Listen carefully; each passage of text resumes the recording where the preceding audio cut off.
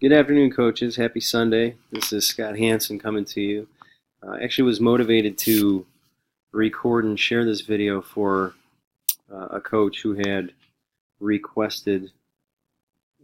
We were kind of kicking around some things. The best part about the off season, in most cases, is clinic season and talking to coaches, learning new things, being able to share what you know.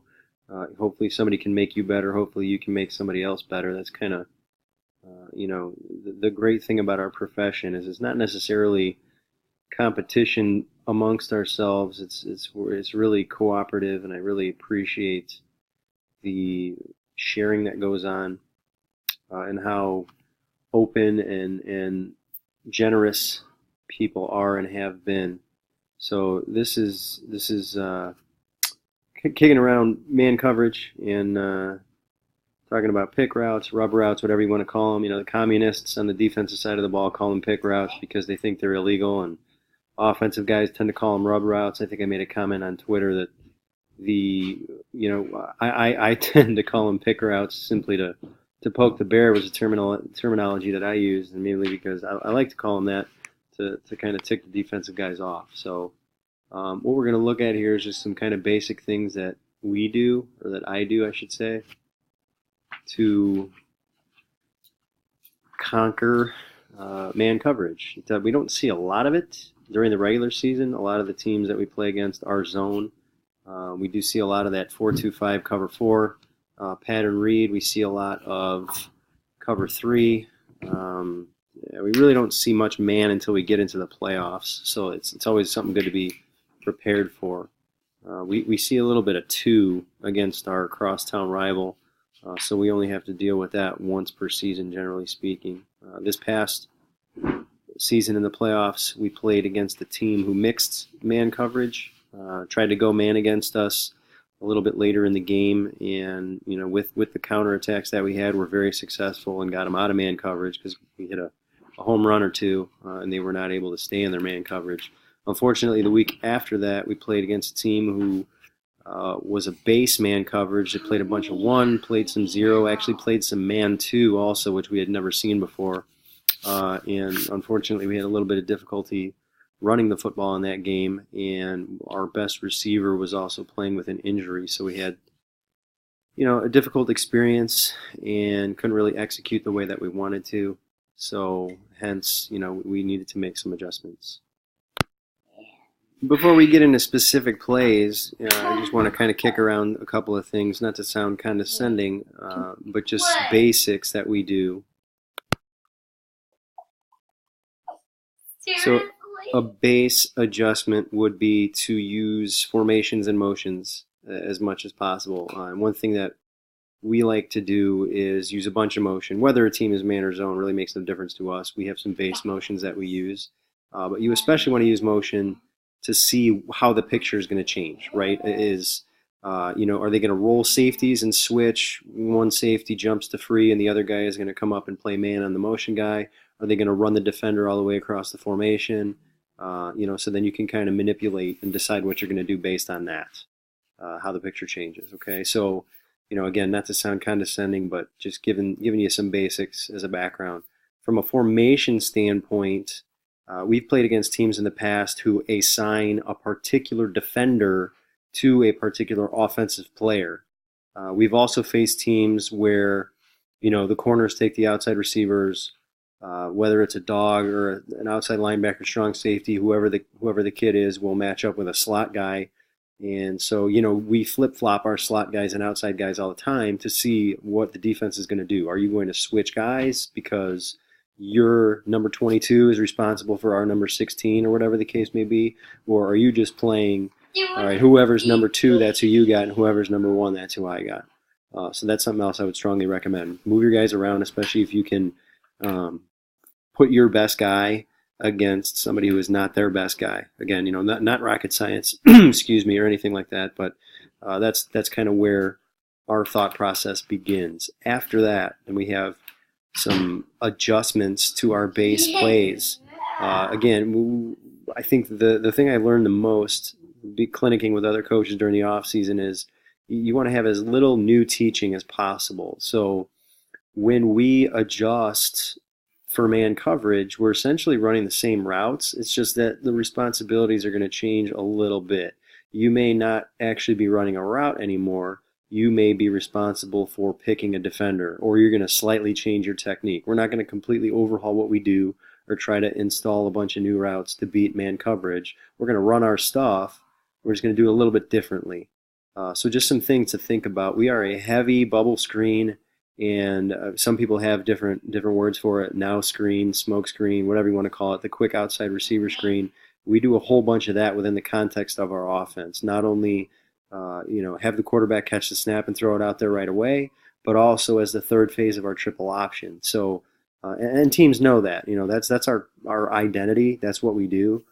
So the first thing that man coverage is going to do is be prepared. So this picture that you're looking at right here is simply out of a 2x2 motioning to a 3x1, a way that we can still run bubble screen. Where, man coverage a lot of times takes away some of the things that you like to do, especially if you get press man. So what we try to do is put our kids in situations where we can change angles and be able to pick, rub, whatever you want to call it. So here's a situation where we're still going to motion our Z, who's our slot receiver, all the way across, and still throw the bubble screen to this kid. And instead, normal rules would be Y blocks 1, S blocks 2 against zone.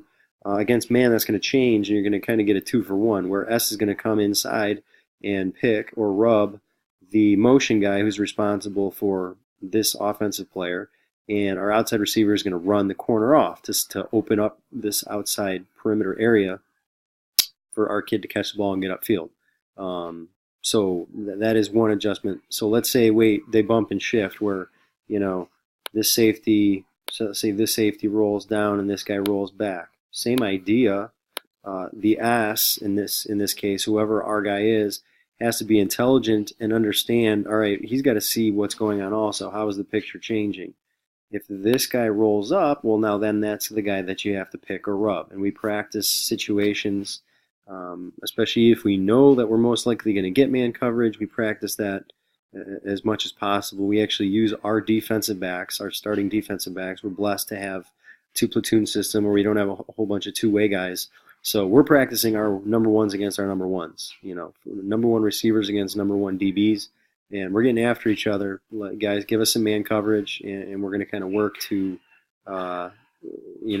defeat your man coverage. And it works great from both sides. Is if we want to play man on defense in a particular game, then our kids are getting better at playing defense because they're working against our best receivers. So at any rate, how's the picture changing? And get your receiver on. So I originally had it drawn as cover one. Get your guy making the play, rubbing essentially this guy right here as he's motioning or trying to catch up with our receiver. A subtle thing about this, obviously most teams' motions are based on some sort of timing. If you can find a way to either have the quarterback or this guy responsible for being stealth, so to speak, with the motion. In other words, maybe he leaves a touch later than he normally would in order for this guy to have to catch up, and we can get the ball snapped and this guy has a better angle. Also, you kind of want to force this guy. Is he going to run? Is he going to run underneath with motion? Is he going to try to run over the top? All of those things are going to affect, your rub guy's angle as far as where he's going to go. And then eventually, typically what happens is, okay, now you can play the game where you guys are gonna switch or play shift coverage or whatever, and this guy's gonna come out and try to jump this, and whoever the guy who's motioning across is now gonna play. Then you can play some games out here with these three guys or isolate your backside receiver. But at least from a beginning standpoint, that's kind of our thought process in terms of how we attack this. Run our base stuff. Kind of show you some other things that we do here. So here's our smoke screen. We call it under. Same idea. We're throwing outside to number one. And then, again, typically our motion guy motions across and kicks out number one. And this guy, the slot guy, would block number two. So it's 2-on-2. Problem is now when you motion, you're going to get a third guy over here. So usually you get a 2-for-1. If our guy goes inside and this guy's man on him, he's going to follow or trail inside. And we're going to be able to rub or pick on, again, the defender who's motioning across. So same concept, just a slightly different pass route. But again, these are staples in our offense, so our kids don't have to make a whole lot of adjustments. None of these are rub. None of these are rub. Sorry, this is just my my pass script from our last game against this particular team. Oh, here's, I mean, this isn't necessarily related, but we like to push motion our back a lot. And then again, what's happening here is this linebacker going to empty the box, but then you have some counter attack runs that you can potentially do if you have a quarterback who's a run threat. The other thing that we've done in the past is, again, if I'm thinking it's man coverage and I know that this linebacker is responsible for the running back, well, then I'm probably going to rub with this receiver, have him run a slant and kind of sit down and get in this guy's way. And we got a pretty big play out here if it's cover one and this guy, the free safety, is shading the trips in this particular case. So again, just, this is again stuff that we regularly do. We're just maybe changing one guy's responsibility. Like this guy who would normally run a slant is now simply going to rub this linebacker. And again, we practiced that enough to be able to do it seamlessly. Sorry about this, guys. This is just some game plan stuff that we were looking at. Thought I had some go switch. Let's see. Oh, there's a trick play that we used. Oh, here we go. Yeah. So this kind of same concept. This is one of our best. I don't necessarily want to call it a gadget play. It kind of is. You can see it says throwback up here. But the idea being, knowing that this team is in man coverage, and I actually believe we ran this successfully in this game against this opponent, which is kind of funny because it was we played the same opponent in the playoffs in 2015 as well, and it actually did not work because the quarterback got a little bit of pressure and tried to avoid pressure and then threw the ball late and it got intercepted. But at any rate, this is it's a 2x1. Our S, who you saw as a slot before, is also our H-back. So he comes into the backfield sometimes, and all we have here is a rollout to the right with a double comeback. Normally, our Z back here is the guy who runs what we call a search route. He's just kind of running across the field looking for space and some grass to sit down, just in case the quarterback needs to get rid of it back there. And we sneak our S, who typically helps seal the edge with the running back, or one of these two guys will leak into the flat. He actually slices across.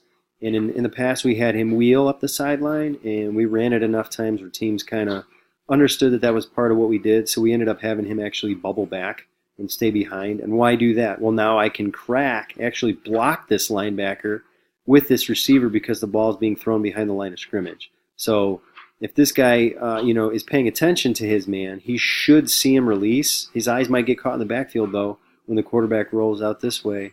And we actually hit this play for a pretty decent gain, if I remember correctly, against this same opponent, because we got what we thought we were going to get. This corner chased the Z inside.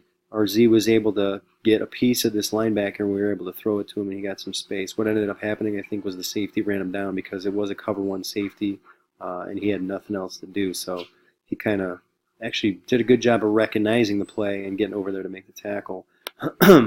If you guys want film on this, I can send you some. Do the best I can. Just send me a direct message or something like that. I'd be happy to share some stuff that we do. This isn't necessarily a rub route, but you guys have seen, I'm sure, we call it fire smash, but the slot fade route. So we put this in, and this is our best guy. Our Z is our best overall. He's a guy who carries our jet sweep. Obviously, he catches a lot of bubbles and whatnot, and he's also a good downfield pass receiver for us as well. So he's probably like 75% receiver, 25% ball carrier. Did I say he'll run some jet sweep? I meant to if I didn't. So he's running the fade from the slot and basically pick your open area, run away from this guy.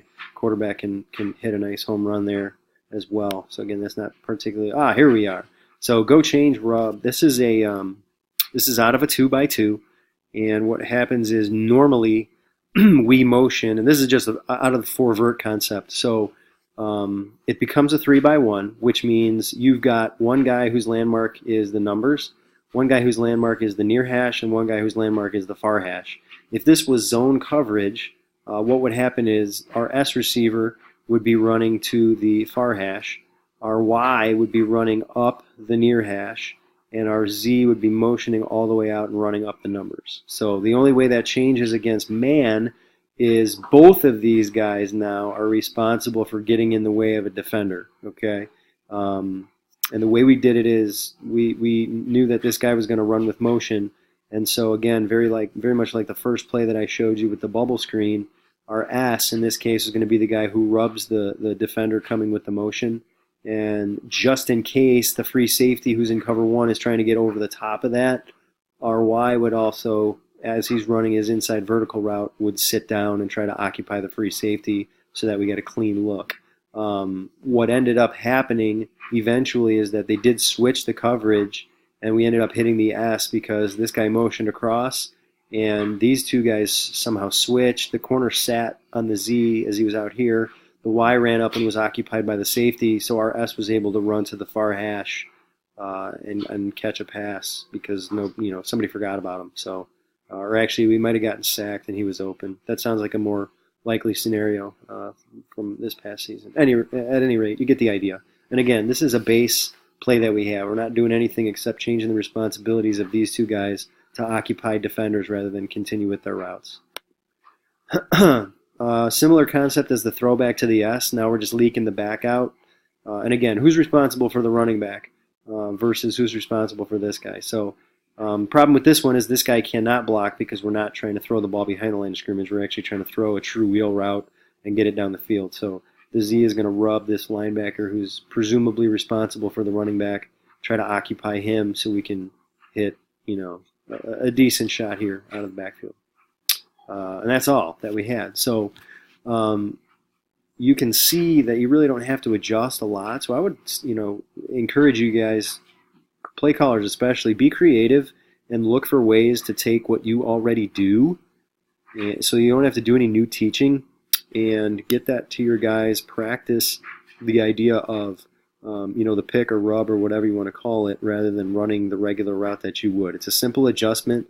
All we do as far as calling it, you can see the word rub is in here. So if it was zone coverage and this Z was not rubbing, what he would be doing is actually running like an inside sit-down route or something like that. So it would be the exact same play call without the word rub.